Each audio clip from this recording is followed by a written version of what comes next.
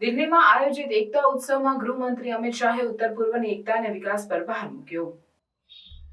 એકતા ઉત્સવ એક અવાજ એક રાષ્ટ્ર કાર્યક્રમમાં કેન્દ્રીય ગૃહમંત્રી અમિત શાહે ભાગ લીધો, જેનું આયોજન આસામ રાઇફલ્સ દ્વારા કરવામાં આવ્યું। આ 5 દિવસીય ઉત્સવમાં ઉત્તર પૂર્વના એકતા અને સાંસ્કૃતિક વૈવિધ્યને ઉજાગર કરવામાં આવ્યું।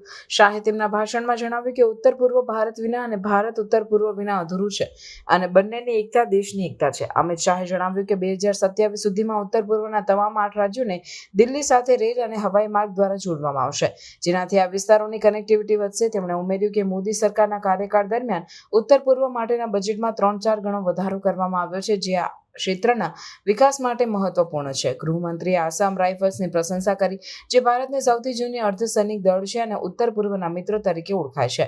તેમણે જણાવ્યું કે આસામ રાઇફલ્સે અનેક સંકટોમાં ઉત્તર પૂર્વને બચાવવામાં મહત્વપૂર્ણ ભૂમિકા ભજવી છે અને આ કાર્યક્રમ દ્વારા ઉત્તર પૂર્વની એકતા અને સાંસ્કૃતિક શક્તિને દેશ અને વિશ્વ સમક્ષ રજૂ કરવામાં સફળતા મેળવી છે। એકતા ઉત્સવ દરમિયાન 212 ટીમો અને 1500 વિદ્યાર્થીઓએ રમતગમત સ્પર્ધાઓમાં ભાગ લીધો, જ્યારે 150થી વધુ વિદ્યાર્થીઓ સાંસ્કૃતિક કાર્યક્રમોમાં સામેલ થયા। શાહે વિશ્વાસ વ્યક્ત કર્યો કે 2036 સુધીમાં ભારત ઓલિમ્પિક રમતોનું આયોજન કરશે અને દેશ પદક તાલિકામાં ટોચના 10મા સ્થાન મેળવશે, જેમાં ઉત્તર પૂર્વના રાજ્યો મહત્વપૂર્ણ ભૂમિકા ભજવશે। विगत 10 साल में और विशेषकर 5 साल में नॉर्थ ईस्ट की कानून और व्यवस्था की परिस्थिति में बहुत बदलाव हुआ है। हिंसक घटनाओं में 70% की कमी हुई है।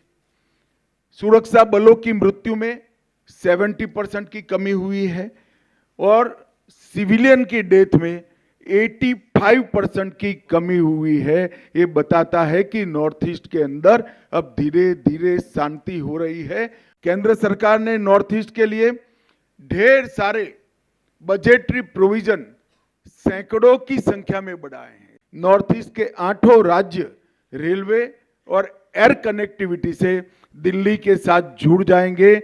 इस करने में भारत सरकार सफल होगी, इसका पूरा प्लानिंग हो चुका है।